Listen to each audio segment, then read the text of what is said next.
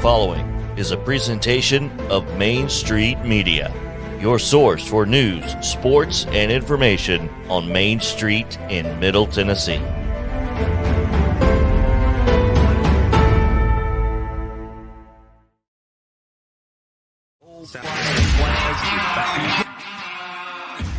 "30 years of the best sports talk in Middle Tennessee," featuring Tennessee Radio Hall of Famer George Plaster, Tennessee Sports Hall of Fame coach Watson Brown, and young guns Billy Derrick and Michael Cindric. And now, here's your host, George Plaster.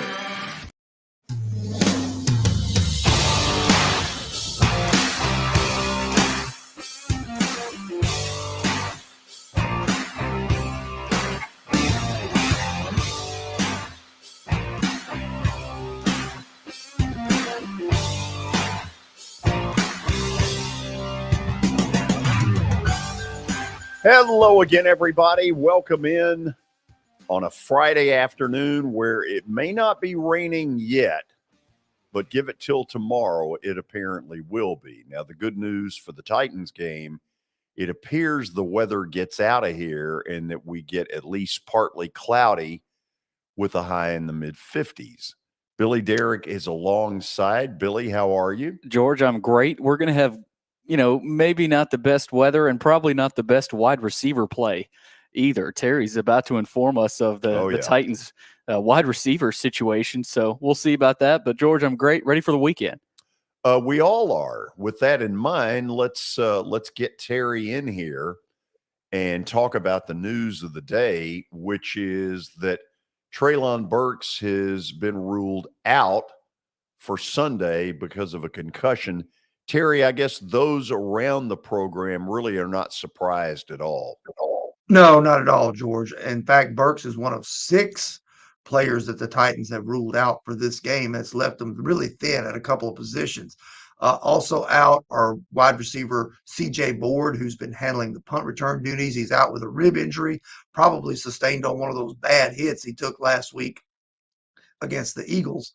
And then also on the defensive side, you've got cornerbacks Christian Fulton out and Trey Avery out. So that's 2 of your top 3 corners that are out for this game, as well as Danico Autry, who remains out, and David Long, who's out with a hamstring.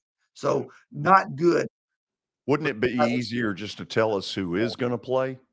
It almost seems that way. Yeah. But right now they're down to 2 healthy receivers on the 53-man roster and 3 healthy corners on the 53-man roster, one of whom was signed on Tuesday. Yeah, that's lovely. Okay, let's talk first the wide receiver position, because clearly you can't just go wide left, wide right. This is an era of 5 wide receiver kind of stuff, and they haven't got 5. They haven't got 3. So what are the moves they're going to make between now and kickoff? Well, the one move that seems almost a certainty is that Racey McMath is going to come off IR, and he'll be the 3rd wide receiver behind Nick Westbrook-Akina and Robert Woods. And then beyond that, it's basically down to practice squad guys. It's going to be somebody from among Dez Fitzpatrick, Mason Kinsey, Chris Conley, and Reggie Roberson. If I had to guess, if they had to pull up 2 of them, and I don't know that they can do that because of the cornerback situation, they may have to add somebody there. My guess would be that it would either be Conley, who has veteran experience, or it would be Kinsey if they decide they don't want to put Robert Woods in harm's way on the punt returns with C.J. Board out. Okay, Fitzpatrick, am I right, has had some stints with what I would call mixed results? Yeah, he's one of those guys that hasn't really panned out, and he's one of those guys from 2020 and 2021 that kind of were marks against John Robinson in those drafts. They traded up to get him in the 4th round on the 3rd day, moving up quite a bit in order to be able to grab him out of the University of Louisville. And for whatever reason, it just hasn't worked out for him to find a spot in the regular wide receiver rotation. They've cut him twice and signed him to the practice squad twice in his 2 years here. So that's certainly not earning him glowing reviews. So, Terry, now let's go to the cornerback position where they basically, I mean, let's cut through all the bull. The only time they're any good back there is when their front four can get so much pressure that it eliminates a lot of the need in the cornerback position. So what are they going to do? Well, my guess would be some of the writers we were discussing how they might approach this with very little depth at the cornerback position. They have Roger McCreary, the rookie second-round pick, who's been starting basically all year. And they've got Terrence Mitchell, who has been a depth piece. He started some this year and filled in, in sub packages and things like that. So that's probably your two main guys. And then beyond that, you might have to pull a Monty Hooker down from the safety position to play nickel, which would have Byard and Andrew Adams back deep.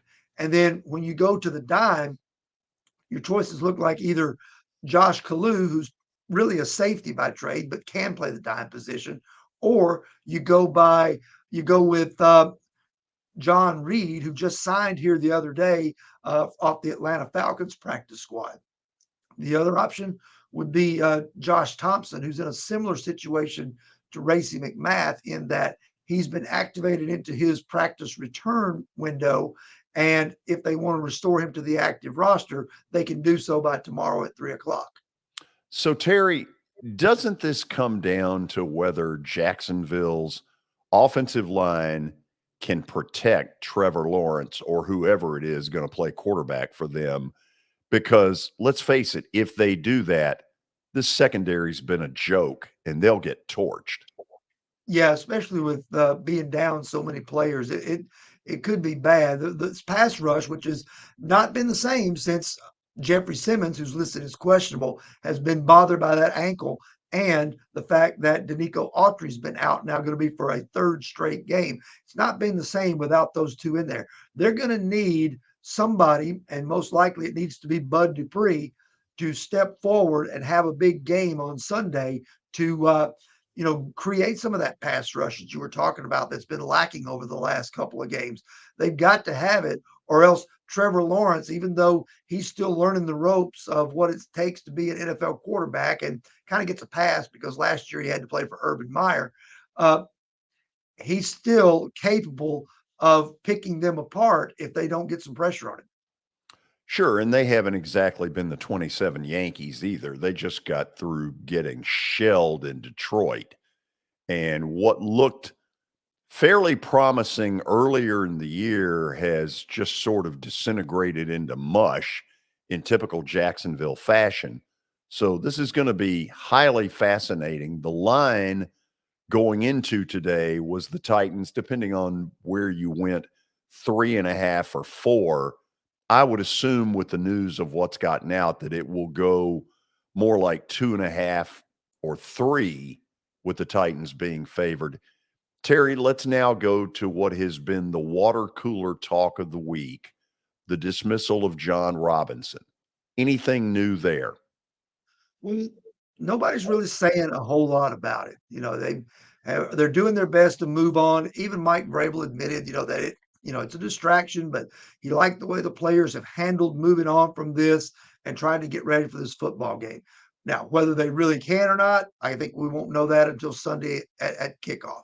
But from what everybody is saying and from what everybody can tell, thus far, it appears that Amy Adams Strunk, had kind of been keeping tabs on, things that hadn't been going right lately with John Robinson, mainly the drafts in 2020 and 2021, and then the trade of A.J. Brown. And when A.J. Brown did a number on them Sunday, apparently that was the final straw. Now, like any journalist and like you, George, there's certainly reason to be skeptical as to why you would throw the baby out with the bathwater, so to speak, because of, one bad beat against the Eagles and, a couple of draft picks that washed out here and there that should have been a lot better.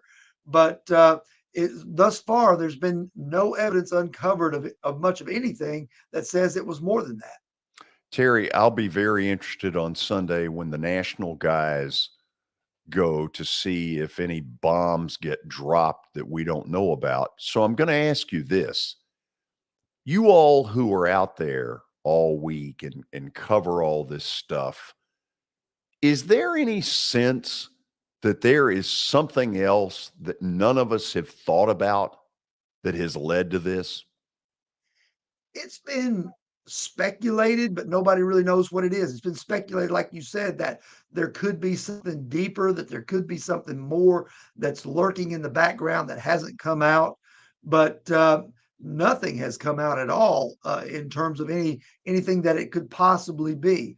There were some people trying to throw out there that the whole Todd Downing incident and alcohol on the plane might be, a reference point as to something that caused an investigation by the league. But my thought on that is this, George, and tell me if you disagree.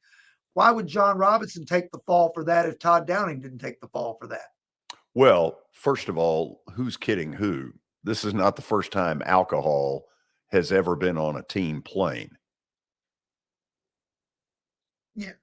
And I'm not saying whether it's the Titans or not. I'm just saying if there's this belief that alcohol doesn't get on pro team flights to and from somewhere, please. It does. Exactly right. And to me, that doesn't, even though that's maybe against league policy, that does not seem to be anywhere near a fireable offense, especially if there are, if they're not severe consequences. It didn't turn out, and I want to be careful. It didn't turn out like the deal with Andy Reid's son in Kansas City. Right. I'm not making moral judgments here or saying right or wrong. I'm just saying who's kidding who. This kind of crap's been going on for years on the pro level. So do you believe that Sunday somebody nationally comes out with a bomb that really surprises us? I don't know. I wouldn't be completely shocked, but I'm not necessarily expecting it, George. Terry, good report as always. We'll talk again on Monday. All right. Sounds good. You have a good weekend. That is Terry McCormick's Daily Titans Update. And it's been brought to us by Sumner Funeral and Cremation. They are sharing their family with yours in your time of need. They've got 2 convenient locations in both Gallatin and Hendersonville. They've also got a location online. That's sumnerfuneral.com. Also, don't forget about the Justin Tucker team with Platinum Realty Partners. They are proven to be trusted with your most personal asset, and they are the most trusted team in realty. Give them a call at 615-906-8458. All right, George, let's hop right into the update here as we start today with some potential high school football news in the mid-state. Multiple sources have told Football Scoop that Lipscomb Academy officials have targeted Jason Witten to be the Mustangs' next head coach. And in fact, multiple sources in both Tennessee and Texas told Football Scoop this week that Lipscomb officials already had flown to Dallas within the past week to meet with Jason Witten about replacing Trent Dilfer. So really interesting piece of news there. It's still got to go down. It's still got to happen. But that'd be quite the replacement for Trent Dilfer there. Well, it's certainly another big name, that's for sure. I've met Jason a couple of times. He seems like a really good guy. That would be a very interesting choice if that's where they go. He's had a really interesting career. Great tight end at Tennessee, great tight end with the Dallas Cowboys, spent a year in the Monday Night Football booth on ESPN, got out after one season. I think that's right, 1 or 2 seasons. Yeah. And he did a good job, though, I thought. I thought he did, too. But he's been coaching high school football in Texas, and he had a 10-win season this past year, second round of the Texas State playoffs. So, George, you look at this, and you got to believe Dilfer might have recommended Jason, kind of wanting to keep that program going. And you wouldn't be surprised from a great guy like Dilfer like that. Here's the other thing we don't know is there somebody in the Lipscomb family or extended family that has some ties to Jason Witten, where Right. maybe Witten let it out there through, you'll love this word, intermediaries, whatever the hell that means. Did Witten perhaps let it out that, hey, I wouldn't mind coming back here? Home obviously is in the state of Tennessee. Of course, he's been down in the Metroplex area 15, 20 years. So that may feel like home as well. If they could get him on the surface, from what I know, it'd be a really good hire. No doubt. And George, we don't know what type of people were hired because Dilfer was hired. So we don't know of the people that are still at Lipscomb as officials, that may have more of a say in it, and that school's changed a lot. That athletic department has changed a lot ever since Dilfer got there. And I don't know how much it's going to be changing. So that will be interesting to see. George, college news from last night. Tennessee wide receiver Jalin Hyatt became the first Biletnikoff Award winner in the history of the program. He beat out Iowa State's Xavier Hutchinson and Ohio State's Marvin Harrison Jr. as the college football's best wide receiver. That was well-deserved. Yeah, I would think that probably came down to him and Harrison. Yeah. Although I don't know how they decide who wins that thing. The bottom line is Jalin Hyatt had a terrific year. And let me again go stomping around on this one. It is bullcrap that Hendon Hooker was not invited for the Heisman Trophy ceremony. For him, given his numbers, and we're going to get into this in a few minutes, and then I'll really get on the soapbox again. For him not to be invited is a crime. At least invite the guy. Expand it to 5 people. I mean, who cares? You put one more chair out there. Who cares? Yeah, who cares? And a guy like Bryce Young wasn't even invited either. He's the best player in college football. Well, could you make the argument that at the point that Hendon Hooker got hurt, he couldn't have been worse than number 2? No. I mean, he was number 1. Then he got hurt, and there's really nobody else there that would have replaced him at number 2. I mean, I don't get it, but we will get into that. There are a lot of things I don't get these days.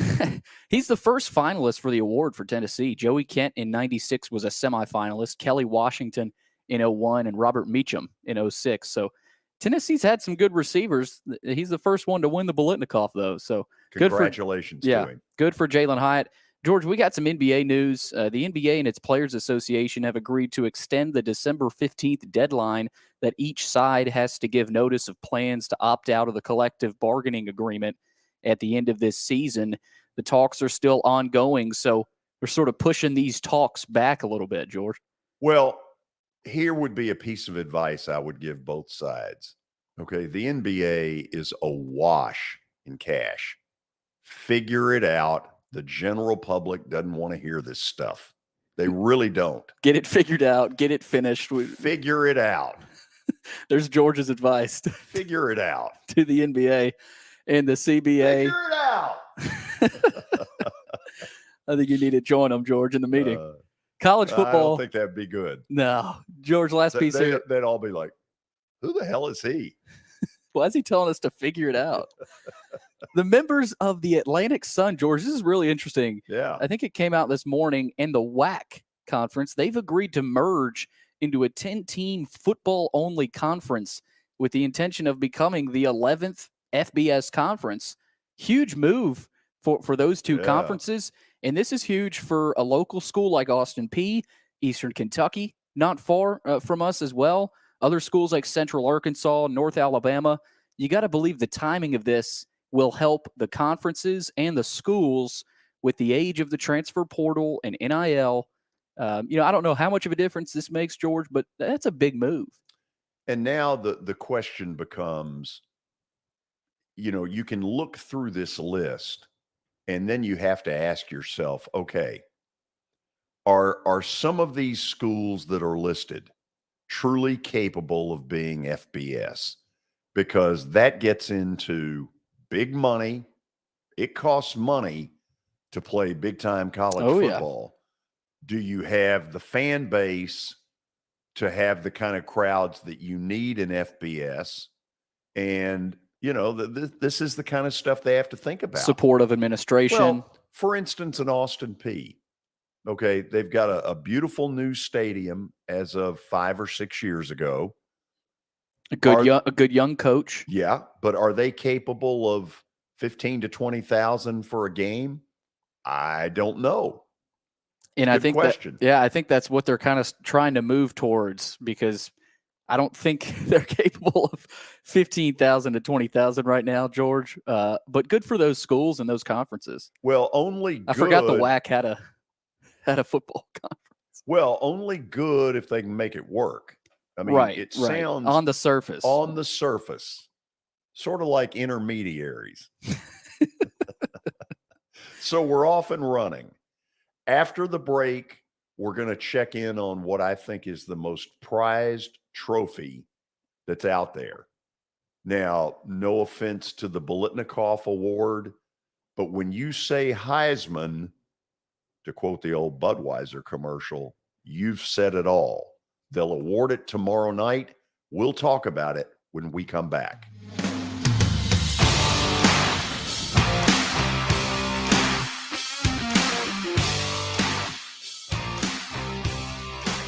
Buying or selling a home can be a very personal experience. Why not go with the team that receives nearly all of their business from referrals? Clearly a trusted name in real estate. The Justin Tucker team with Platinum Realty Partners has sold more than 500 homes in the last 7 years. Voted best in Sumner County multiple times. Proven to be trusted with your most personal assets. Call the Justin Tucker team with Platinum Realty Partners at 615-906-8458. The Justin Tucker team with Platinum Realty Partners, Middle Tennessee's most trusted team in realty.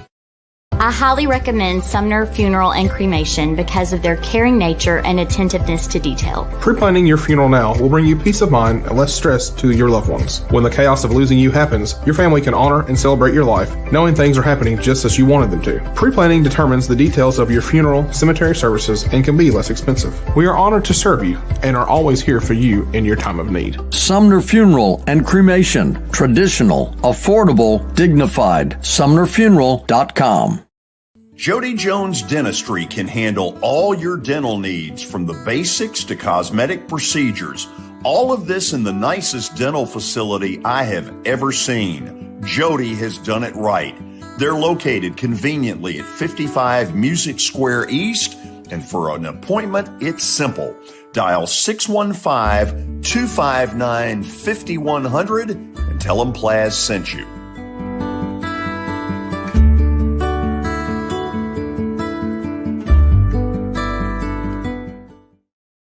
When you're thinking about golf, consider Riverside Golf Links. Under new ownership, the course has improved dramatically. It's now 27 holes, complemented by a 9-hole executive course. Book a tee time now at 615-847-5074 and get ready to enjoy the beauty of golf in the Old Hickory area at Riverside Golf Links.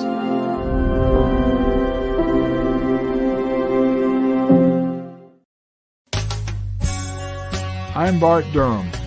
I was sworn in as a lawyer in 1963, and I've been working as a lawyer since then. We're a firm that does exclusively personal injury, a lot of tractor-trailer crashes. Insurance companies will open up their checkbooks when you force them to. We have systems that work. We get the most money for our clients in the shortest amount of time.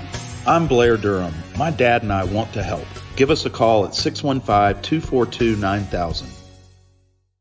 This is Eric Berner with Rockcastle Wealth Advisors. I help people in the pursuit of making their money live as long as they do. People hire me because I use a customized, individualized, and personal approach for the person I'm working with. Everyone's situation is different.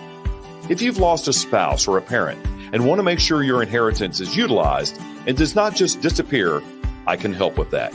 Call me at 615-235-1058 or email Eric at rockcastlewealth.com.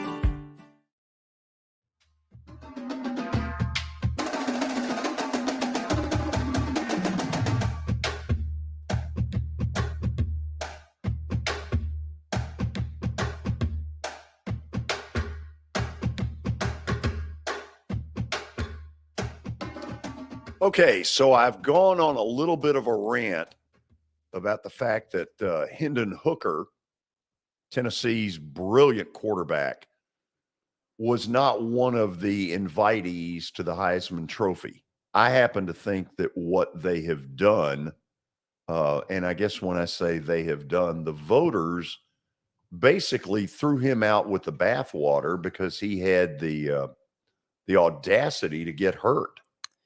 Yeah, George, a question that I look at here also, and I don't know that we talked about it a lot. I know Tony was ripping this, and, we all agree on it, that Hendon Hooker should be there. But is it about the process? I mean, I've seen a lot of people blaming the voters, oh, screw the voters. But is it the voters that we should blame, or the process and how these are counted up? And, there's different regions. I don't understand that region.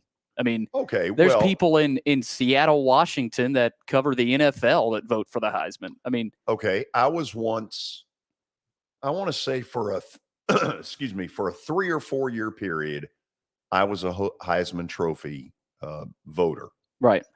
And, I felt like I had a responsibility to try to know what was going on across the country.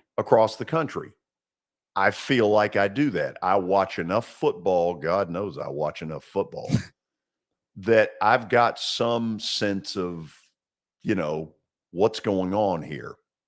So let's say, because we're going to play this game in a minute, of the group that's up there right now, the guy that I would have removed off this list was C.J. Stroud. I agree. C.J. Stroud doesn't belong here this year. Now, he's gotten a lot of before it ever happened pub, but certainly in the big game that mattered the most for Ohio State, couldn't get it done. He wasn't all that good.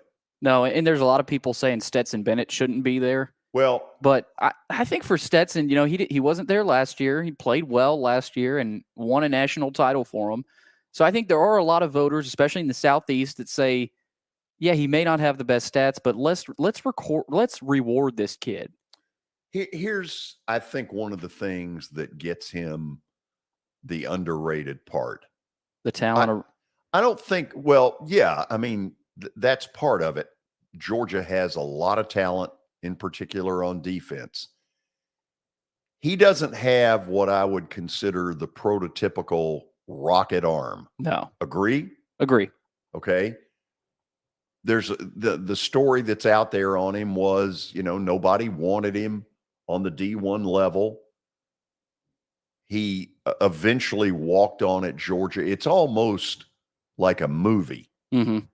And I think people are holding that against him unfairly, because the truth of it is he's put up some really good numbers. And the second truth of it is he won a national title against a Godzilla. There were a lot of people, me included, who did not think Georgia would beat Alabama for the national title. Mm-hmm.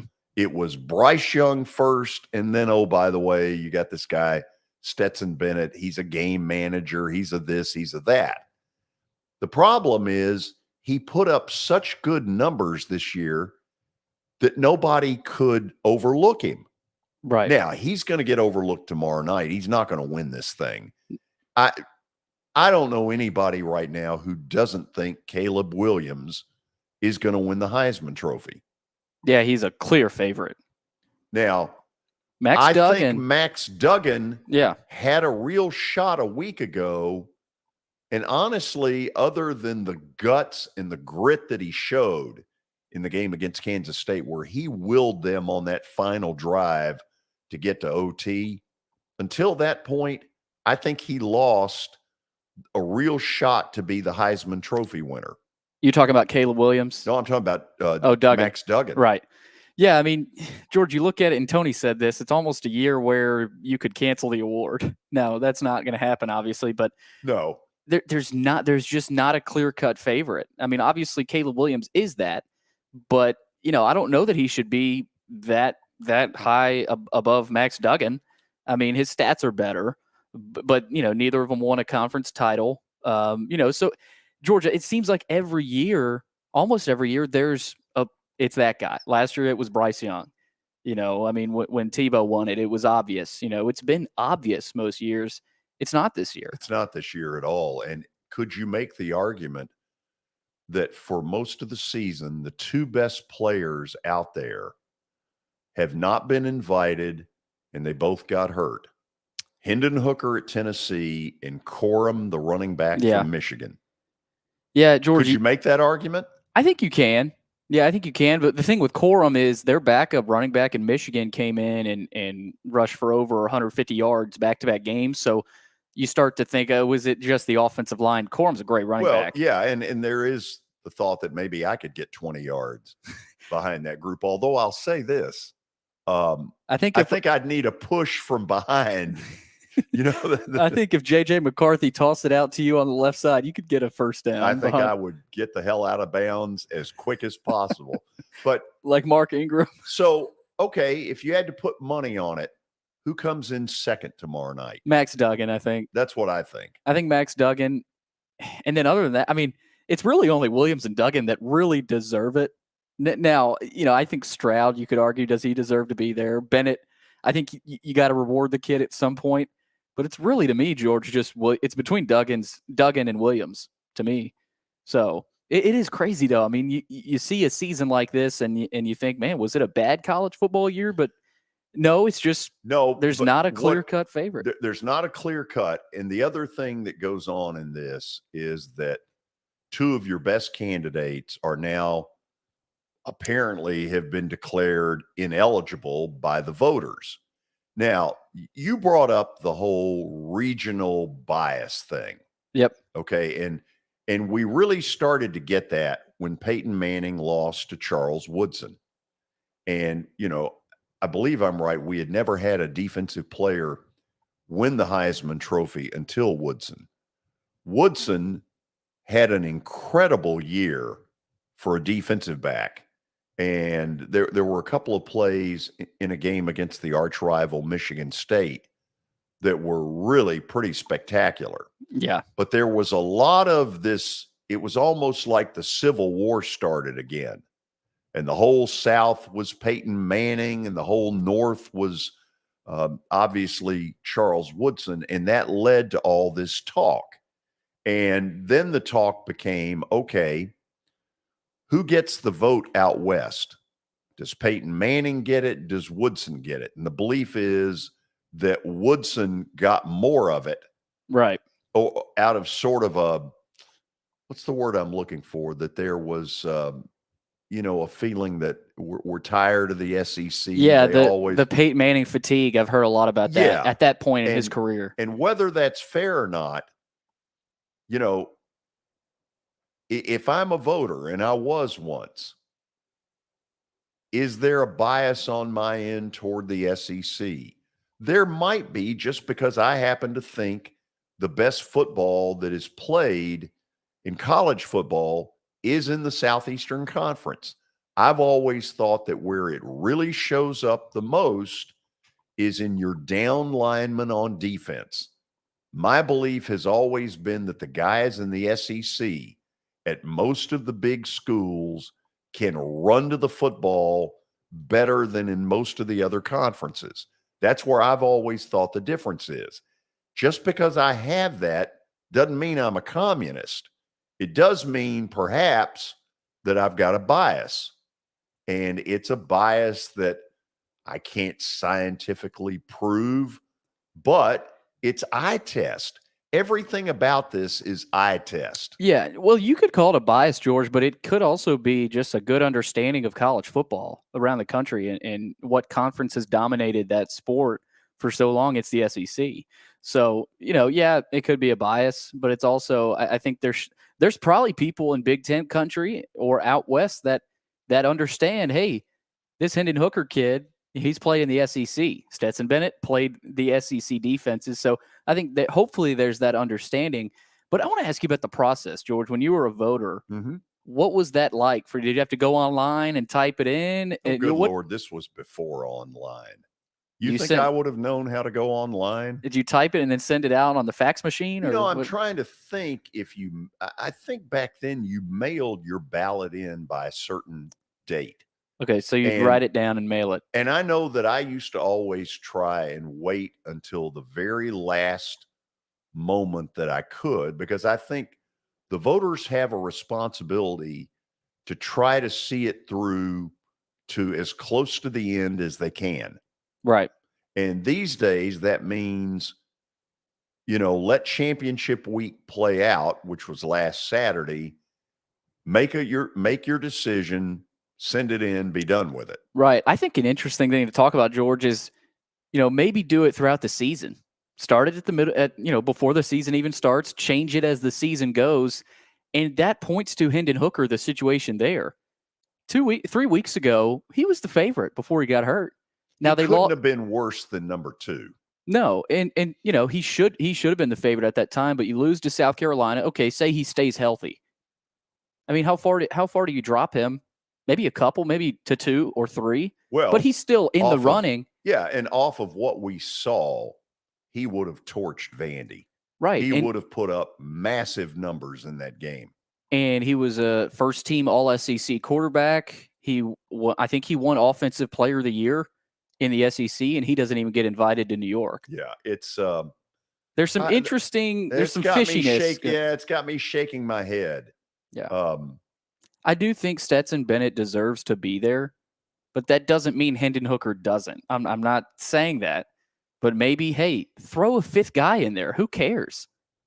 I mean, or if anybody, George, C.J. Stroud, I mean, what has he done? I mean, yeah, he's... Well, look, I'm not trying to downgrade Stroud. He's a fine football player, but I don't think that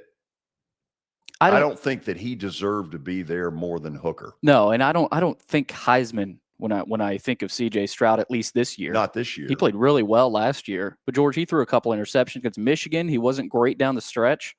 But when I think of Hooker still, even though he got hurt and didn't play against Vandy, the word Heisman still comes to mind. So it's unfortunate. He had a Heisman kind of year, and for him to not be invited is bull.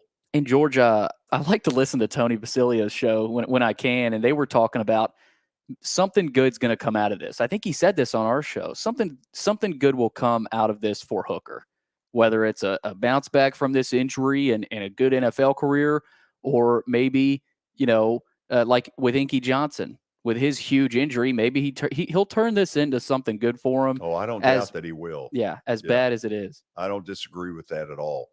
Okay, after the break, a couple of things that we're going to do. By the way, Herm Edwards will join us if you're watching the show live at 5 o'clock, and you're going to want to hear this because he'll give you his take on the John Robinson, Vrabel, the firing that went on earlier this week. He'll give you his take on how to handle the transfer portal. It's a very interesting interview. 5 o'clock, if you're watching the show live, is when that will happen. After the break, a couple of things. Baker Mayfield, and then Army-Navy. That's the one college football game that will be played tomorrow. Stick around. This is Main Street Media Television.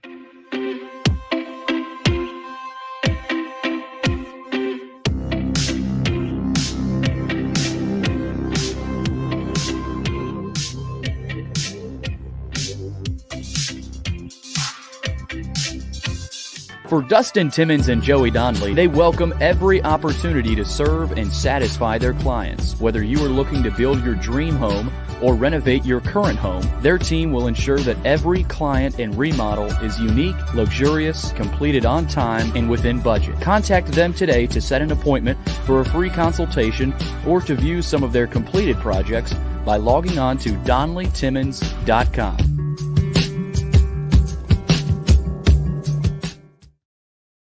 At WellSkin Dermatology and Aesthetics, we pride ourselves in providing access, innovation, and a patient experience second to none. Access to care and treatment when you need it. Innovation with medical-led cosmetics and various on-site technologies for full-service treatments with a customer experience that is calming, casual, and effective. Independently owned, providing medical, surgical, pediatric, and cosmetic dermatology and more. Visit WellSkinMD.com to schedule your appointment today. WellSkin Dermatology and Aesthetics. Access to healthier skin.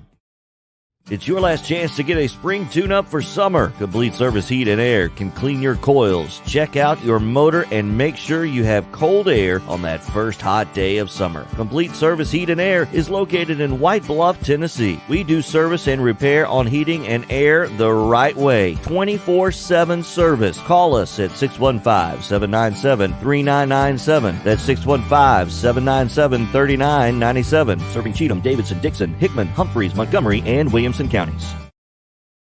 Have you heard about the high levels of radon in Middle Tennessee? Radon gas is the second leading cause of lung cancer, second only to smoking, and has no color, no taste, and no smell. The only way to know if you have radon is to test for it. Duret Radon Mitigation offers testing for small and large-scale residential and commercial properties, plus mitigation services. Visit DuretRadonMitigation.com to request testing or get a free estimate for mitigation. That's DuretRadonMitigation.com.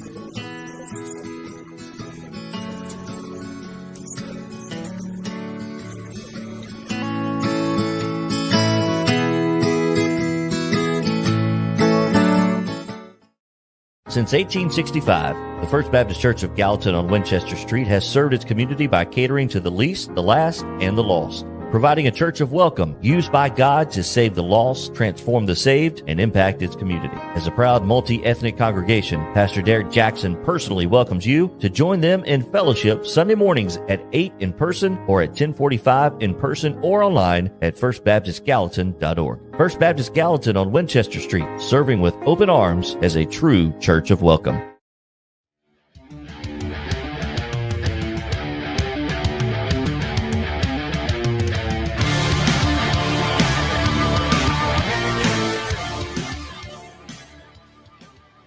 Okay, we're back. I don't know how many of you saw the Amazon Prime game last night, Raiders and Rams. For 58 minutes, more like probably 56, it sure looked like the Raiders were going to continue their winning ways, go to 6-7. And then all of a sudden, Baker Mayfield exploded, and the Rams went on a 98-yard drive with Baker Mayfield leading the way, and ultimately they won the game 17-16 at the buzzer.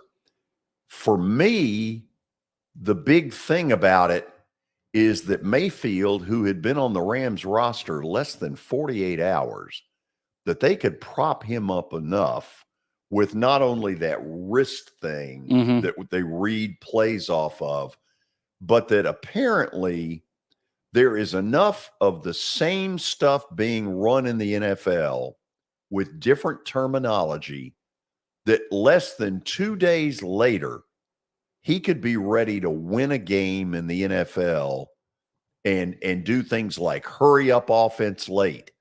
Yeah. That blew me away. Yeah, there's nobody better, I don't think, for Baker than Sean McVay, an offensive mind like that to kind of, dummy it up for him a little bit and say, hey, we're going to simplify it for you. But it didn't look like it was all that simple last night for Baker Mayfield. I mean, he, some of the passes he was throwing, the deep ball to Van Jefferson was beautiful, and then the touchdown. So, George, credit to Baker Mayfield. But after last night, I also think about Josh McDaniels and that Raiders coaching staff. You just let Baker Mayfield, a guy that was cut by Carolina, picked up by the Rams, and was on the team for 20 minutes, and he beats you at home. Listen, I don't think the Raiders are going to fire Josh McDaniels at the end of the year. Even I would be shocked at that. But I think what it has done, it's put him on sort of the Kroger hot seat for next year. Yeah. If sort of this, they're not playing to their potential continues a year from now, I think Mark Davis will can him. Yeah, and George, you got to wonder how much did the John Gruden emails and everything that can't come out, how much did that affect the locker room? How much did that affect just kind of the psyche But then again, you roll into this season, and I think you expected them to be maybe a playoff team. I mean, well, you want an ugly opinion? I think the locker room wanted Rich Bisaccia. If you remember, after all the Gruden stuff went down and he's gone from the Raiders, Bisaccia, as the interim, took over, and they were a tough out. Yeah. Remember how much trouble they gave the Bengals in Cincy on that first weekend in the playoffs? Almost won it. I mean, I think a lot of people believed that he had earned the right to get that job. And the truth of it is, Mark Davis never paid any attention to him. He's now the special teams coach in Green Bay. But I think that locker room, I'm convinced that's who they wanted. Yeah, and McDaniels, George, I mean, he came in with no head coaching experience. That's not true. He had been at Denver. He'd been the head coach of the Broncos. The year before? No. Oh, before that. No. I guess he was the many years ago, and then went back to New England as the offensive coordinator for, I want to say 6-8 years. Right. He bombed out in Denver. Right. Well, that's what I was thinking about. He was in Denver as the OC for so long. I didn't even know he was a head coach anywhere.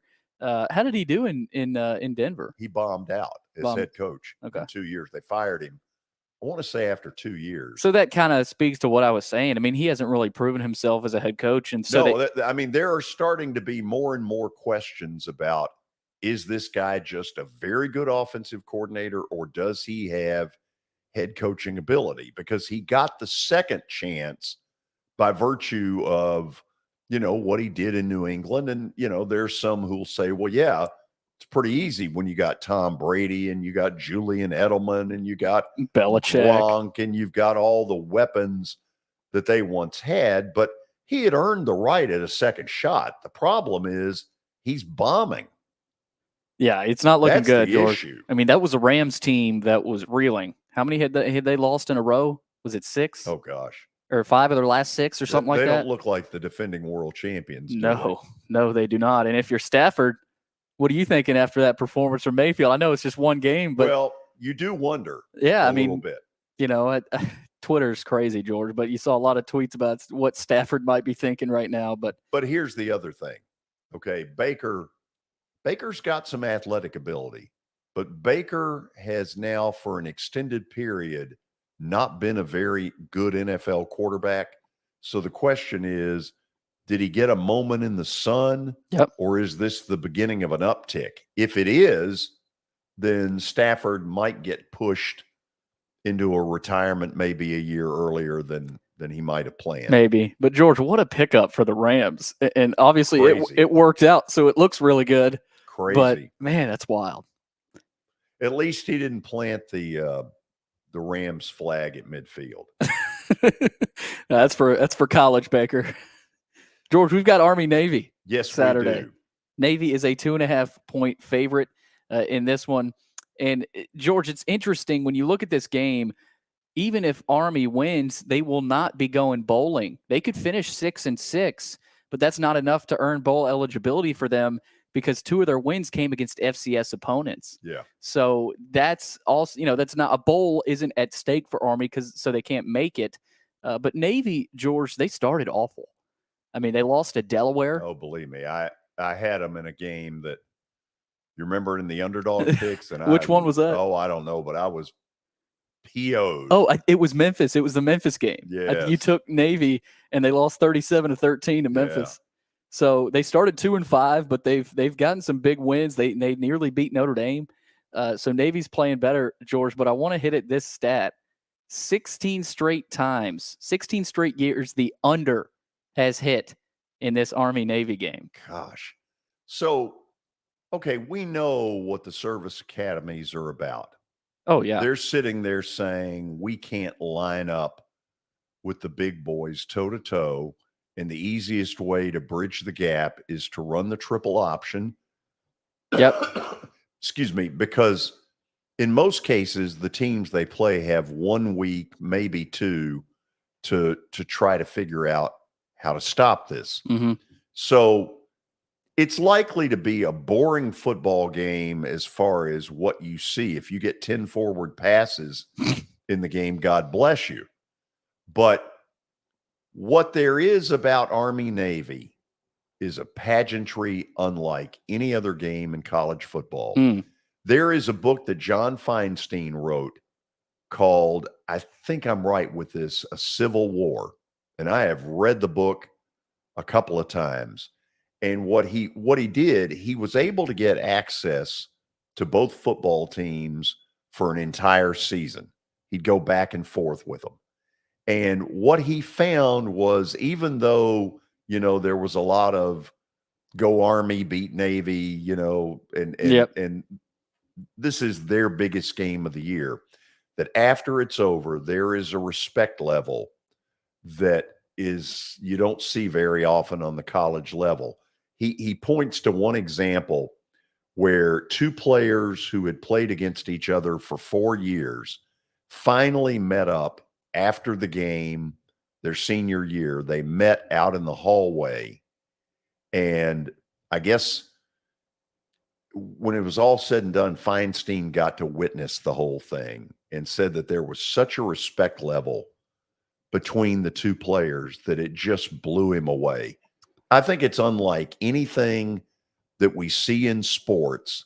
And so for that reason, even though it's nowhere near the best football game, it's still worth watching. It's really refreshing, George, to watch this game and this battle and these two teams go at it every year. It's, you see what happens before the game, after the game. The whole day is a celebration of what's good in college football still. You've still got sort of this old traditional rivalry that is still going strong. So this represents what's good, not only in the sport of football, but in our country still. So this is always really cool. And George, you talked about the service academies. Since the 2005 season, the under has gone 43-9 in games between Army, Navy, and Air Force. So whenever you've got a game with hold on a second. Say that again. The under, since 2005, the under has gone 43-9 in games between Army, Navy, and Air Force. Good Lord. So the under almost always hits when you've got service academy teams going at it. So that's the college football game tomorrow. It's the only one. One of the things I'm sure Army and Navy are a little skittish about is the expanded college football playoff.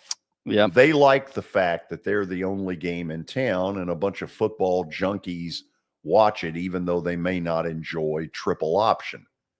With the college football playoff, is that going to seep into this week for opening round games and kind of push Army Navy to the side? I'll tell you what I would do. If the college football playoff goes with, let's say, this weekend in 2024, what I would do if I'm Army and Navy is what do you mean go with this weekend? Okay, in 2024, if the first weekend of games is this particular weekend, the weekend after Championship Saturday. You're saying the first weekend of the New Year's 6 or the new 12-team playoff? Yes. Okay. If that were the case, if I'm Army and Navy, I play the game on Friday night. That'd probably be a good option. I would do everything in my power to make it the only game in town. Yeah, which that's what it deserves. It absolutely does. I really do hope, George, the respect for this game never wavers. I really do. I don't think it will, but the playoff, they better back off of that. They're not playing on this Saturday. All they care about is money. Okay, we'll go to the break, and then we'll have Stat of the Day, followed by an interview you're going to want to hear with Herm Edwards, who has some strong opinions on a variety of things that we got into. Stick around. You're watching Main Street Media Television.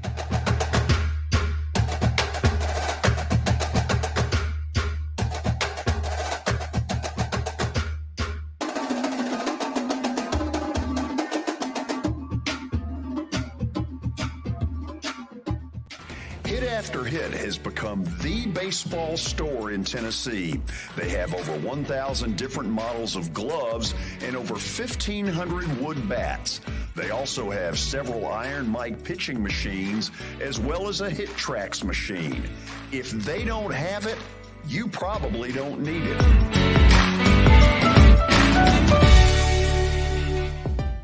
We're proud to call Hit After Hit the official shirt provider of the Plaster and Friends Celebrity Bowling Night.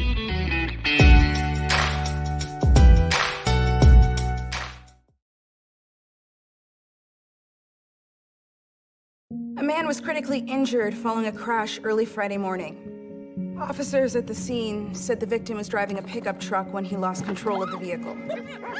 The pickup veered left and went into a ditch. A front seat passenger was wearing a seatbelt and escaped the crash without injury. The driver was not wearing a seatbelt and was ejected from the truck. He died at the scene. Law enforcement writes tickets to save lives. Walmart Supply Chain is hiring in Lebanon. Earn up to $22.25 an hour when you join our new fulfillment center. Enjoy competitive pay and premium perks, including 100% paid college tuition, 401k match, flexible schedules, a free Walmart Plus membership that includes discounts, and free Paramount Plus, paid time off, and so much more. Fulfilling work starts right here. Text JOIN to 240-240. That's JOIN 240-240 to apply now. When I made the decision to host the Plaster and Friends Celebrity Bowling Night, Strike and Spare is where I turned. And what a wise decision that turned out to be. They have 5 locations in our area with family attractions. They're perfect for birthdays, groups and corporate outings, and holiday parties. For more info, it's simple. Go to strikeandspare.com.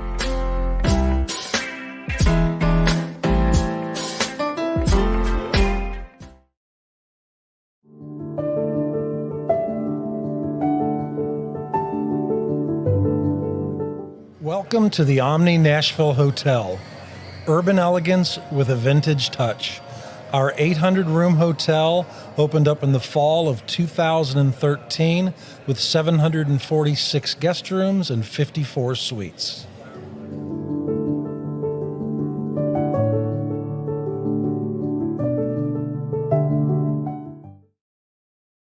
This is attorney Bart Durham, and this is me. I'm Aaliyah. Keeping in good physical condition is really important to me. But when I had a wreck with the tractor trailer truck that hurt my legs so bad I couldn't work for almost a year, I knew I needed a lawyer that understood tractor trailer cases. So I called Bart. Bart gets millions of dollars for his clients every year. At Bart Durham Injury Law, we've handled hundreds of tractor trailer cases. My dad and I want to help. Give us a call at 615-242-9000. Hey everyone, I'm John English. This is Keith Wallace, and we would like to welcome you to John English Antique Sports and Cards in Shelbyville, Tennessee. We specialize in graded and ungraded sports and non-sports cards, vintage wax boxes, and unopened cases. We have a large selection of PSA graded cards. We also specialize in old sports collectibles, baseball, football, basketball, golf, and tennis. You can find it all at John English Antique Sports and Cards. We are happy to be associated with Nashville's greatest sports antique, George Plaster.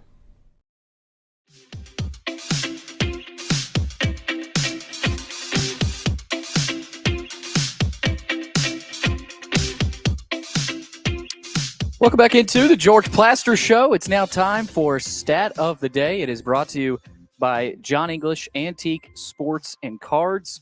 You can find them in Shelbyville, Tennessee. They're open Tuesdays through Fridays from noon to 5 and Saturdays from 10 a.m. to 5. Visit them online at johnenglishgradedcards.com. What an opportunity. With no college football, wondering about what you want to do this weekend, head on over to John English Vintage Sports and Cards in Shelbyville. You can also head over to their website, johnenglishgradedcards.com. Also, Eric Berner with Rock Castle Wealth Advisors. Give Eric a call at 615-490-7052 or visit rockcastlewealth.com for more information. George, no Watson. Yes, I'm aware of that. So You're riding solo. We'll see what Watson, or not Watson, we'll see what Michael has cooked up. Watson doesn't come up with these. Which two NFL starting quarterbacks are tied for the most red zone interceptions thrown since 2014? Okay, I'm just going to think out loud. I don't need you to gong me or whatever. The buzzer? Jimmy Garoppolo might be in there. Because if you look, there sure is a lot of questioning of his decision making, and is he good enough? And, can he win without a running game? Kirk Cousins is the other one that I'm thinking about, because Cousins has gotten this reputation, whether fair or unfair, that he can't win the big one and that some of this kind of stuff happens. So, for the sake of not thinking this thing through, until death do us part, those are the two I'm going with. Okay, so one more time, George. You've got Cousins and Jimmy Garoppolo. And Jimmy G. All right, let's see this answer. Oh. Ryan Tannehill and Derek Carr. Oh. I'm not really surprised by Tannehill, but I didn't know Derek Carr threw that many. Wow. That's a tough question. Good job, Michael. Yeah, I tried to come with intelligent answers, and no cigar. No, this just in. George, that heads us into the 5 o'clock hour. We've got Herm Edwards coming up, ESPN analyst. But first, a few words on Middle Tennessee Bone and Joint. They combine state-of-the-art orthopedic service with a family atmosphere. Whether it's a sports injury, a sprained ankle, or a major joint replacement, Middle Tennessee Bone and Joint Clinic has the staff, training, and equipment needed to take care of any patient in any circumstance. You can find them on the web at mtbj.net for more information. And now, on to our interview with Herm Edwards. Herm, as you can imagine, we've got a little situation going on here where the Titans, who are probably going to make the playoffs almost by default because the division is awful, they have, in an unusual timing deal, fired their general manager, John Robinson. And you've got all this pro experience from the past. What do you make of this? That was a head scratcher a little bit, but I'm wondering this, and I don't know this. I just, does it have anything to do with the receiver that left? AJ Brown. I'm not saying that's the case, but that it was it's odd, especially like right now during the playoff run, they're going to win the division. He's a GM. I mean, I don't. That was a head scratcher. Yeah. There's something going on there. It was probably building, and it got to the point.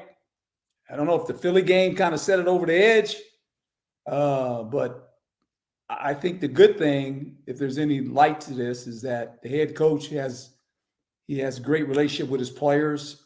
It won't affect the players because the players will stay focused in on the fact that, hey, look, we're trying to win playoff games and all that kind of stuff. So I think that's the mindset of the players.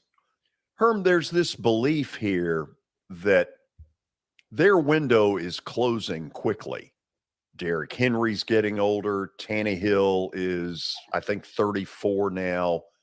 When you look at them, how much more window do they have to be a legitimate playoff Super Bowl contender, honestly? Well, I think the way they play has a lot to do with how they're built. And it's always about, playing good defense, having a great running back. Obviously, if that's the way they continue in their style of play, the key is going to be on the runner, and what runner is going to follow him. I don't know if coach is going to change his philosophy a whole lot. I don't think that's going to be the case. I just think this is how they're built.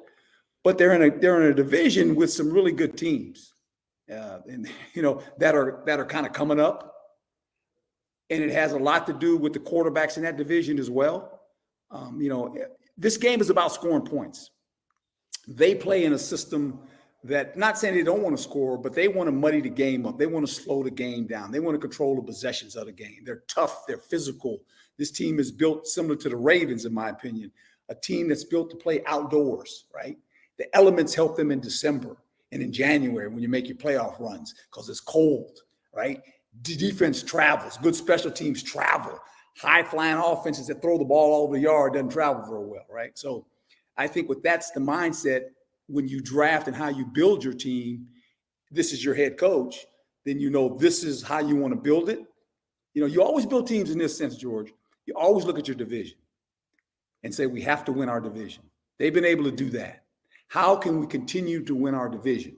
That's the critical part. And once you get that mastered out, then you just go about getting the players. Do they have an advantage at all? They want to play 20-17. The rest of the league really wants to play more 31-27 these days. Do they have an advantage, or is it a disadvantage that this is the way they want to play? Well, I don't know if it's an advantage or a disadvantage. It's their style. I think that's the key. Know who you are, right? And does that win? It wins. It always wins. It never changes in any era of football you're talking about. It's more of a passing era. It's more of a wide open era. But when you look at it, they're still in the hunt. Problem is this, similar to the Ravens problem. When they get behind, this team is not built to catch up. It gets behind a couple scores unless the defense can take the ball away and give you some short fields. But when it gets behind a couple scores, they're not built to come back and say, we're going to throw it now. We're going to drop back and throw it. That's not who they are. Okay, so let me try it this way, because before I knew you, when you were the coach of the Jets and later the Chiefs, I thought you played a similar style where defense really mattered. Yes. If I plucked you into a job right now and said, Herm, I got a lot of money and I've just named you the head coach of Let's Make Up a Team, would you coach differently today than you did back then? I think the way of the quarterback and the way that the rules is set up to score. Now, with that being said, I think there's this happy media. I do believe this: to score points, you have to throw the ball. To win, you got to run. You got to run to win games because it gives you a toughness. So I think there's this. The highest scoring teams averaging about 30 points a game. You want to be in the mid-20s. Now, that's not always going to be the case every week, but you'd like to be in the mid-20s. Your quarterback will dictate that. You're only as good as your quarterback and what he's allowed to do or what he's capable of doing. And I think when you watch these teams play, if you don't build it around your quarterback, you can say, well, I want to do this, I want to do that as a coach. But at the end, what can your quarterback do? And then from there, you build it. It's easier to play in this sense. I play good defense. I'm going to run the ball. I got a quarterback that's going to manage the game. Okay, I can shorten the game down. It's easier to find a quarterback like that than to find Joe Burrow, than to find Mahomes. There's only so many of those guys, right? There's about how many? If you look at the elite quarterbacks in the league, there's about 12. And everybody else is playing with really good quarterbacks. But then there's this other separate part of about 12 guys, and you can name who they are. You can go 1 to 2, and you can change the position. But there's about 12 total. Do you have one of those guys? Now your mindset changes when you have one of those guys. If it doesn't, then you don't try to ask a guy to be that guy because he can't do it. They end up, getting cut, going to another team. We see these stories all the time. Quarterbacks been to 2 or 3 teams. Look, we watched Baker Mayfield last night, and we're scratching our head. We practiced one day. Now the Raiders helped him. And you're talking about a Raider team that had been on a roll for 3 weeks that was scoring 30 points a game. Right. And then last night it was like these are the Raiders that had lost all those games by one score the last 4 weeks before they went on a 3-week run. So it is a head scratcher, this football sometimes. Let's go to the other team in your area. I watched the game last Sunday when Jimmy G got hurt, and I was really impressed with Brock Purdy, who stood in there. Miami sent everybody after him, and he stood tall. And about the time I'm saying, well, this is all going to work out, this kid can handle this for a while, Watson Brown reminded me, hey, Teams are going to get film. They're going to learn some things. Now he's going to know a week ahead of time he's starting, and it's a different world. Can they tread water long enough with him to still be a Super Bowl contender? I think they can. It's going to be more difficult, though. We did this similar situation to us when we were in Tampa, when I was down there with Tony. Trent Dilfer, who's obviously you guys know of, he was a starting quarterback, got hurt. And then we brought in Sean King. And Sean King ran the offense as rookie quarterback, not a lot of experience, but we had this great defense. That Sapp was on that defense, Lynch, Derek Brooks, Rondé Barber. We ended up losing to the Rams in that epic game, against the Rams. It was, I don't know, it was 11 to something. And they were scoring 30 points a game. We went on the road to play them in the championship game, and we lost in the last series when they went down. Kurt Warner hit Ricky Prohl, I think, on the touchdown. And 11-7, I remember. There you go. And it was the best offense in captivity, but we played defense through the playoffs that way and got through it. I think, and John knows that. John was on that team. So and I know John Lynch, he's telling coaches, hey, coach, we're going to be all right as long as the quarterback understands his role. Drive the car in the middle lanes. Don't go to the slow lane on the right. And whatever you do, don't go to the left lane. Do not get into that fast lane. No. And they're not going to let him do it. He's in a good place because he's with Coach Shanahan. He will script plays where this guy can be successful. He's going to have to make maybe 8 throws in a game that are going to be, you got to play quarterback on these. The rest of them, get the ball out of your hand, get it to Kittles, get it to McCaffrey, get it to Ayuk. They got guys, right? They got guys, Debo. So he doesn't have to do anything but get the ball to those guys. And let your defense play. And don't put your defense in a position where they're playing short fields or you're turning the ball over. Okay, now I'm appointing you to a committee because I think you have more common sense than most people that I know out there. Herm, this committee is designed to spend the weekend figuring out how to make the transfer portal more reasonable, more realistic. I mean, I look at the list. It's from here to Knoxville. Well, yeah. What do you do? It's a shame. I do think they've shortened the window of it all, which kind of helps, because the window was a big window at a point in time. You could go anytime you wanted. I do think I think they should think about this. And, I get it. Some kids, they get in the wrong situation, coaching change or whatever, and they want an opportunity to go somewhere else. Okay, I get that. I don't know if you should be able to go back to back to back. I think if you go once, that's fine. But if you go again, you got to sit out a year, or you got to sit out. You got to wait a season, right? Because here's what's happening with this too. Not only does it change the dynamics of football, but it changes how you build your roster. Because every year you don't know if you're going to have the same guys. Graduation rate, you're ready. Juniors that might go to the NFL, you're ready. But for you to build a team now is very difficult because every year you could lose players. And I think every coach realizes that.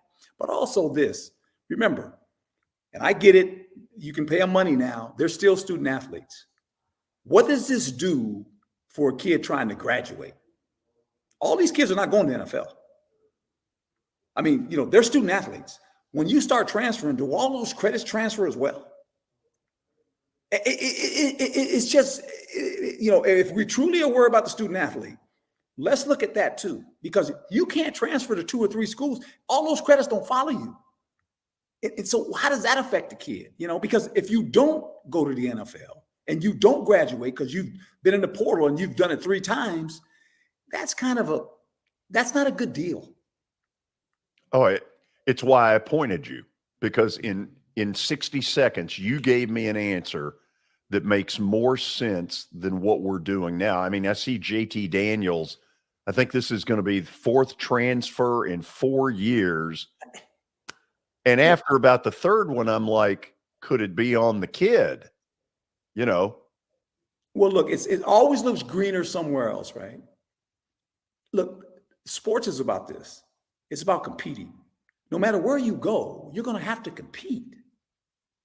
You got to compete. And I think we live in this world now, and it's no one's fault. It's just the world we live in. We can press a button and get information within 5 seconds.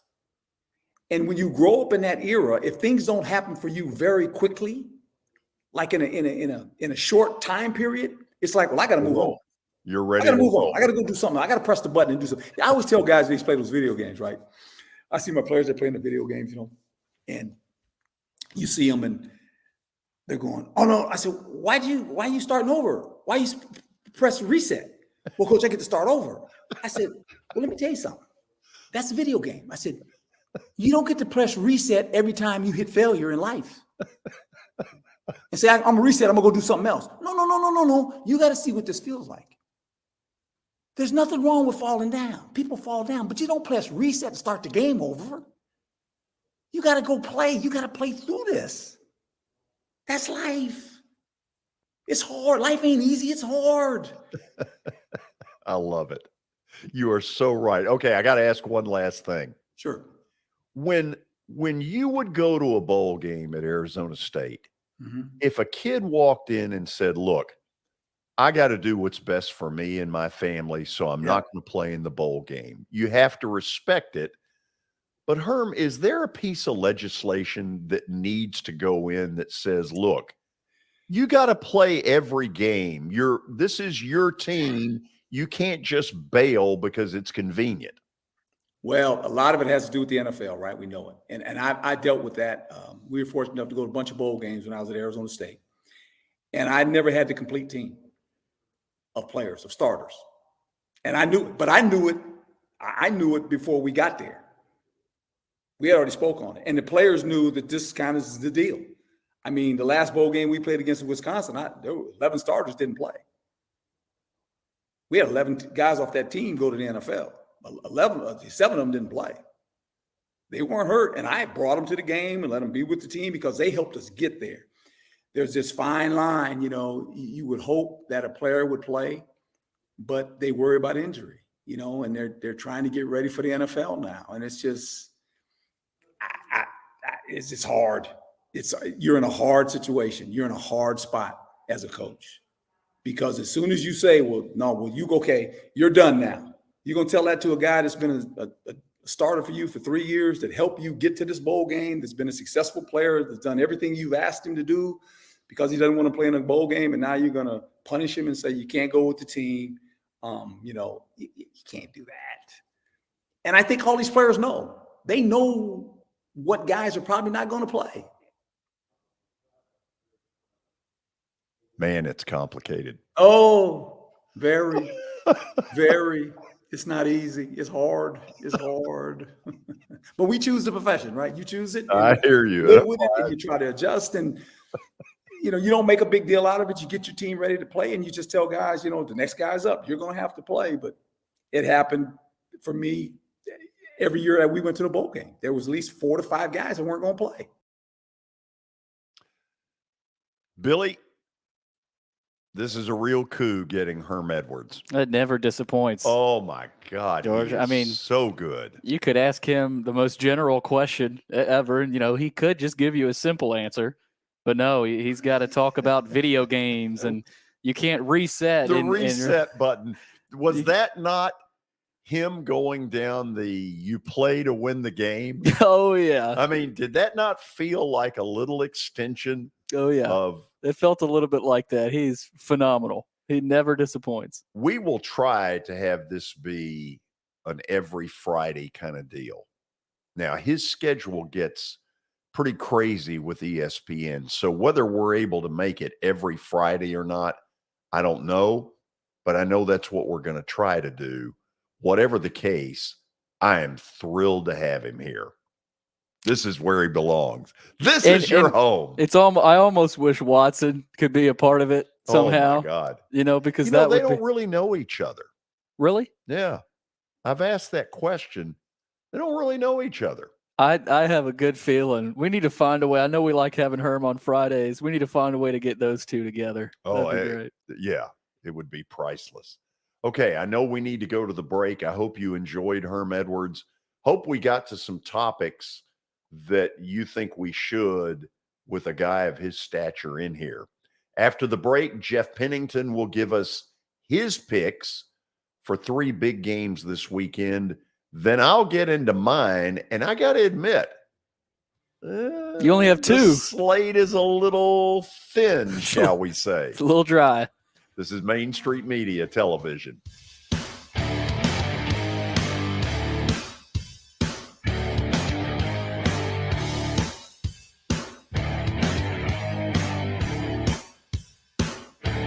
Buying or selling a home can be a very personal experience. Why not go with the team that receives nearly all of their business from referrals? Clearly a trusted name in real estate. The Justin Tucker team with Platinum Realty Partners has sold more than 500 homes in the last 7 years. Voted best in Sumner County multiple times. Proven to be trusted with your most personal assets. Call the Justin Tucker team with Platinum Realty Partners at 615-906-8458. The Justin Tucker team with Platinum Realty Partners, Middle Tennessee's most trusted team in realty. I highly recommend Sumner Funeral and Cremation because of their caring nature and attentiveness to detail. Pre-planning your funeral now will bring you peace of mind and less stress to your loved ones. When the chaos of losing you happens, your family can honor and celebrate your life, knowing things are happening just as you wanted them to. Pre-planning determines the details of your funeral, cemetery services, and can be less expensive. We are honored to serve you and are always here for you in your time of need. Sumner Funeral and Cremation. Traditional, affordable, dignified. SumnerFuneral.com. Jody Jones Dentistry can handle all your dental needs, from the basics to cosmetic procedures. All of this in the nicest dental facility I have ever seen. Jody has done it right. They're located conveniently at 55 Music Square East, and for an appointment, it's simple. Dial 615-259-5100 and tell them Plaz sent you.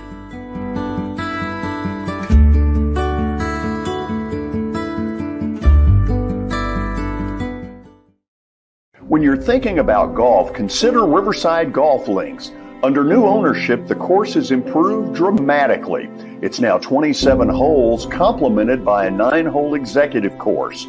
Book a tee time now at 615-847-5074 and get ready to enjoy the beauty of golf in the Old Hickory area at Riverside Golf Links.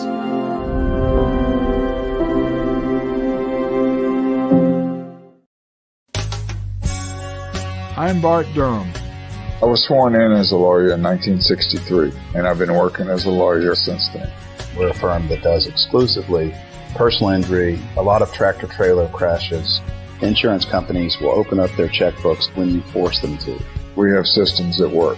We get the most money for our clients in the shortest amount of time. I'm Blair Durham. My dad and I want to help. Give us a call at 615-242-9000. This is Eric Barner with Rock Castle Wealth Advisors. I help people in the pursuit of making their money live as long as they do. People hire me because I use a customized, individualized, and personal approach for the person I'm working with. Everyone's situation is different. If you've lost a spouse or a parent and want to make sure your inheritance is utilized and does not just disappear, I can help with that. Call me at 615-235-1058 or email Eric at rockcastlewealth.com.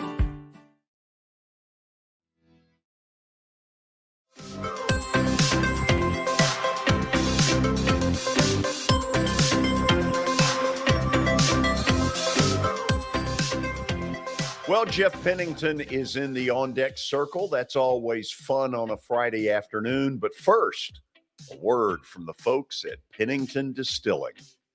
Pennington Distilling Company was founded in 2011 with the goal of creating original craft spirits that embody the same character as the city they were born in, Nashville, Tennessee. From grain to glass, every step is taken to produce spirits of exceptional craftsmanship and quality. Pick up one of their award-winning products like Pickers Vodka, Davidson Reserve Whiskey, and Whisper Creek Tennessee Sip and Cream today. Or stop by the distillery in West Nashville and the Nations. Follow them on social media and online at PenningtonDistillingCo.com.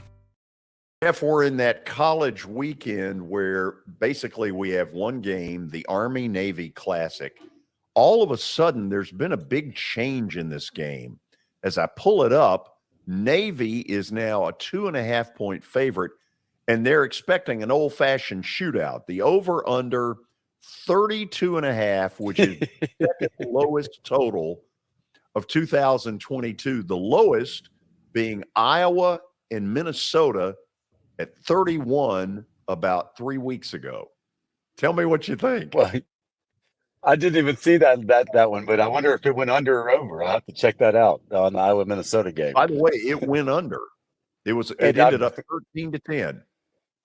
You know, I enjoy this game. I got friends in Army and Navy grads, so I'm going to go with that. I got a new buddy that I got to meet this year, a former Blue Angel, who I texted and got to hang out with, and he came by the distillery, and I'm going to go with him this year. I think Navy, they've gone 3 years, I think, of losing this after owning it for a while, and they've. I think I actually did some research because, last weekend was my first losing weekend, and I'm not happy about it. I think I went 0-4, so I actually did a little bit more homework this time. Welcome to the club. Yeah, so all the way around, I just missed everything. I hope everybody went against me last week. I like Navy. I think that, their season's kind of done. I think they've lost a few in a row, but I think this game means a bunch. I do think the under still. I think it's good. It could be 13-10. I enjoy watching this game. The sad part is I don't think I watch either team all year, so I couldn't tell you anything about it other than they probably run the same offense. But I'm going to go with my buddy from Annapolis. The under in I think this it's Navy's year. This could. The under in this Army-Navy matchup has hit 16 straight years. Has gone over? It's gone under. The under has hit. Oh. So the under. A little stat for us. I don't know if I know any other than Tennessee losing Alabama 16 times. I don't know anything else that happened 16 times in a row. Well, it's that one's ended. They got to start over. CBS has got it tomorrow at 2:00 Nashville time. Now, let's get to Sunday, where the news has gotten out that Burks will not be able to help the Titans, ruled out because of a concussion. It's been a crazy week, and yet even before the Burks news, Jeff, the line was only 3.5. And if you had asked me before this number came out, what will the Titans' Jacksonville line be? I would have said 6.5 or 7. I was going to say 6.5 to 7.5. That I like the Titans a lot. I mean, let's put it this way. If we can't win this game, then we should lose out and just give up. I mean, yes, we've had a couple bad weeks in a row, but we also started 0-2 and everybody thought the world was falling. There's a couple games we should have won in there, could have won. That Philadelphia beatdown after the Bills beat down, we came back and woke up, but to me, it's going to go two ways. As much as, the John Robinson firing, it's either going to go two ways from that. Like, I've been reading, I don't know the story. Obviously, I'm just a fan like anybody else, but I've been reading it was Vrabel kind of laid down it's a me or him thing. That's what a lot of the blogs are saying. If that is the case, Vrabel's a player's coach, and if that did go down and the players would know it, I think the players play for him. And they step up and say, we're on the right side of this. If you got a room full of guys that love John Robinson and they didn't like it, it could go the other way. But I think I was actually looking at, I think we clinched the division with a win this week, even with 5 games left. Isn't that sad? Oh, it said something about the division. I think we would have to go 0-5, and Indy would have to go 5-0 to beat us in the division. The NFL flexed this game to Sunday night and booted Kansas City, Denver out. I'm talking about Miami at the LA Chargers, 2 of the really good young quarterbacks in the league in Tua and Justin Herbert. Miami's a 3.5-point favorite at the Chargers. Tell me what you think. Man, I'm actually excited about this game. I'm glad they flexed it because I really enjoy both these teams. I'm a big fan of Herbert. And Tua, keeps – I love Tua. I love watching him play. It's hard to root for an Alabama quarterback all the time for me, but he's exciting. And I think he's done a lot better this year, especially after coming back from that hit. I mean, I thought honestly, I was like, oh, his career's over. That thing looked bad. So I'm really excited to watch this game. I don't know who I like, but I'll tell you what I like a lot. I like the over. I think I saw it at 52 or 52.5. Hold on. I really like the over. I think these two quarterbacks, this is going to be a shootout, a fun. I think there's a reason they flexed this game late. The Chargers have had a couple tough losses lately. Tua's since come back. They're both putting up points, and neither one of their defenses impresses me a ton. So I like the over. I think this could easily be a 35-28 game, 33-30. So I like the over, and I'm excited to watch both quarterbacks come out and try to salvage, not salvage, both of them are still in it. So it's an important game for either team. Miami's 8-4, and you got Chargers still 6-6. So it's anybody, both teams are still in the hunt. So I think they come out firing, and I expect it to be a high scoring shootout. And I think that's what I'm going to guess that's what NBC's rooting for too when they flex. Oh, they are. By the way, my trusty little iPhone confirms 52.5 as the over-under.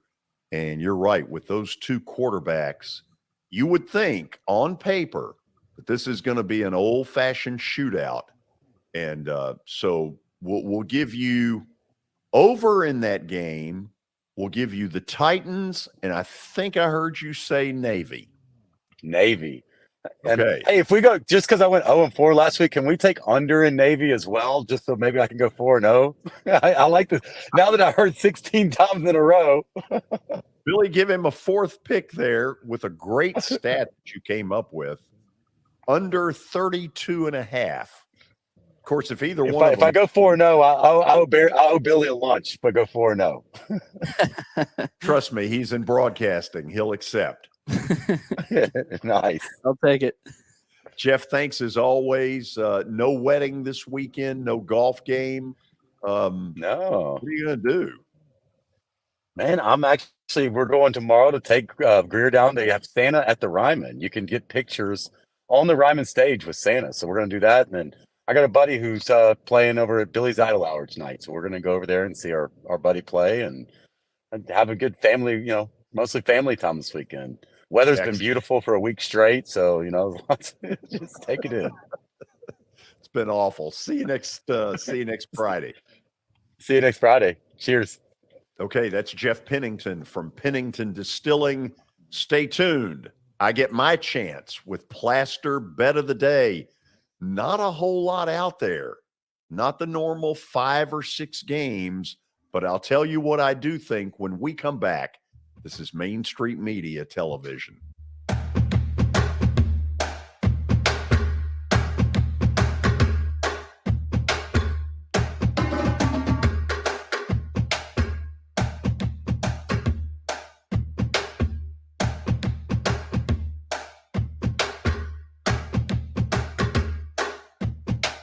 When I made the decision to host the Plaster and Friends Celebrity Bowling Night, Strike and Spare is where I turned.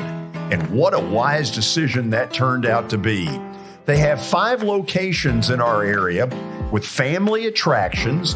They're perfect for birthdays, groups and corporate outings, and holiday parties. For more info, it's simple.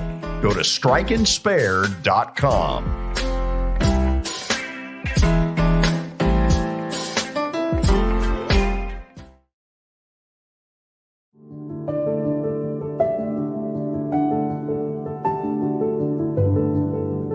Welcome to the Omni Nashville Hotel.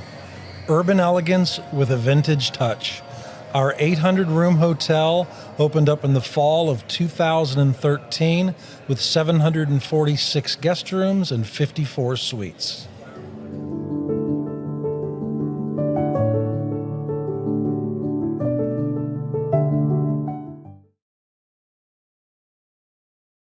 Hit After Hit has become the baseball store in Tennessee. They have over 1,000 different models of gloves and over 1,500 wood bats. They also have several Iron Mike pitching machines as well as a Hit Trax machine. If they don't have it, you probably don't need it.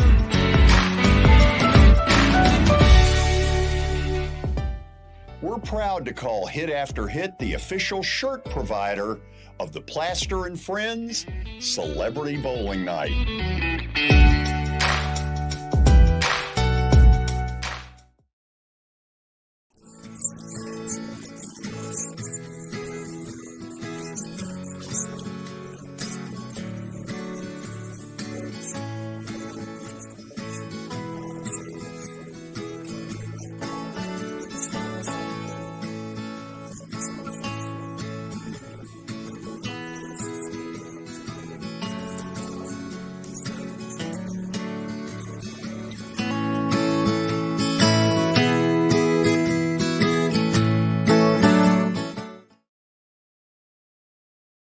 For Dustin Timmons and Joey Donnelly, they welcome every opportunity to serve and satisfy their clients. Whether you are looking to build your dream home or renovate your current home, their team will ensure that every client and remodel is unique, luxurious, completed on time, and within budget. Contact them today to set an appointment for a free consultation or to view some of their completed projects by logging on to DonnellyTimmons.com.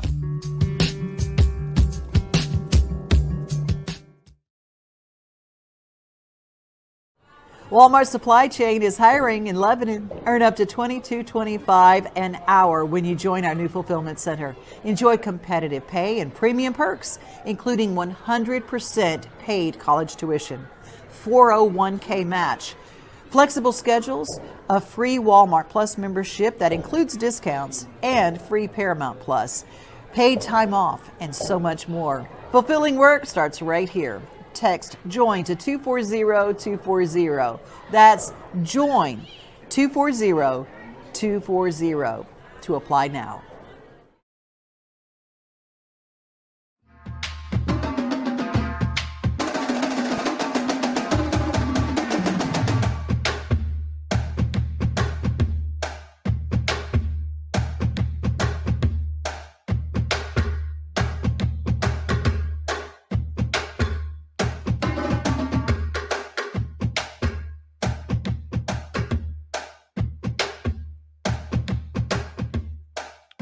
Welcome back into the George Plaster Show, final segment here on your Football Friday as we head into a non-packed football weekend. It's only Army-Navy, so Plaster's Bets of the Weekend should be interesting. Bart Durham is the sponsor since 1975. Bart Durham Injury Law has aggressively protected the rights of a broad range of victims of car accidents and personal injury in both Tennessee and Kentucky. If you, too, have seen your life interrupted by an injury on a highway, in a hospital, or at your workplace, let their attorneys do the work fighting for the full financial compensation that you need. Learn more about Bart Durham Injury Law by logging on to bartdurham.com. Okay, let's check what happened with your bet last night, George. And Ohio State, they got the win, but Rutgers almost pulled that one off last night. First of all, Rutgers was the better team. Ohio State hit a 3 at the buzzer to win by a point.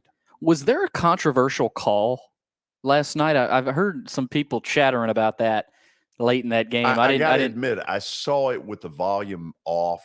Yeah, so I didn't see it, know. so I didn't know if you knew. But Ohio State was never in a position to cover.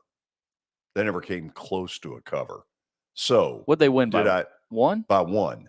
They hit a 3 at the buzzer and got the shot off with about 0.2 left. I mean, it's as close as the Rutgers kids. I felt so bad for them. That's a program that, has had a little bit of success, but they're in the Big Ten, and that is no easy deal. No, same story for football. I mean, they're just kind of stuck there. A win at Ohio State would have been a big deal for them. Anyway, I lose. There's my record. There's your record, 88-85, 3 games above 500. So you're still above 500, George. Yes, and I'm going to stay above it over the weekend no matter what. That's a good thing with your 2 bets. Yeah, let's take a look at where I'm going with these plays. Okay. If you were with us live at the beginning, the picture that Terry McCormick painted is not real good. Traylon Burks is ruled out with a concussion. And so they've only got on the roster right now 2 wide receivers. They're going to bring up Racey McMath. That will help. To me, this is exactly almost a Vrabel kind of deal where let's circle the wagons. Let's figure it out. Oh, by the way, Jacksonville sucks. They haven't been great. It's the perfect time for the Titans, about the time everybody's really down on them, that they come out and say, throw every piece of adversity you want at us. We're going to win. And so I'm going to take the Titans minus the 3.5 at home, partly because this feels like their kind of game. The other reason, Jacksonville sucks. Another reason Trevor Lawrence may not play. That's a big one. And that might really affect the line if it gets out on Sunday that he's not. Yeah. I just realized how. By the way, who's their backup? CJ Beathard. Oh, that's right. We've been talking about that all week long. Yeah. So, CJ, if you're out there, Battleground Academy is rooting for you. Have a great day, but your team loses by 4. That's all that needs to happen for George. George, let's move on here. You got a 2-team teaser. Yeah. Cincinnati and Kansas City. Okay. I couldn't find a lot this week. Tough week. This is a tough card. Cincinnati's home against Cleveland, and they are simply better. Cleveland has had their number, though. Joe Burrow has struggled with Cleveland. Well, it isn't going to happen again. So +1. What's the original line there? 5. Okay. Cincinnati by 5. So you tease it down, and you get to Cincinnati +1. Kansas City's on the road in Denver. Here's the thing. Nobody ever just completely shuts down Kansas City. True? True.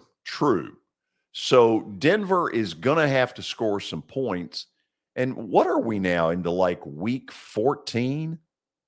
Yep. They're still not getting anything done on offense. And so you have to ask yourself, if it hadn't happened by now, is it going to happen? And I think the answer is probably not.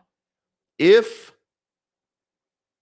Denver doesn't score more than 17, we will win that side of the teaser. That's what I think. I think you definitely win that side of the teaser at least. I don't know about Cincinnati, but I think you do win the Kansas City bet. George Russell, they haven't gotten any better. I mean, nothing's changed, like you just said. So, I'm really surprised. I would definitely hammer KC there. Yeah. So that's what we're doing. Those are the 2 bets. The good news, no matter what happens this weekend, I'll still be over 500, and Watson won't be able to, throw those jokes at me. He won't be able to have any more jabs. You're still 3 games above 500, but darn tootin'. And you could even get to 90 and 85 if you win both those, George. So you'd be able to brag to him. And you know what? I almost want to throw a third one in there, but I'm not. Which one were you thinking? The Chargers. Really? Yeah. Interesting. I think the Chargers are going to win at home. This is a get-right game for them. This is more important for them than it is for Miami. They've got to win for their playoff hopes. I'm going to stay away from it, but that's the third one I was thinking about. You're not going to be as risky as Jeff. Jeff picked who did he pick in that one?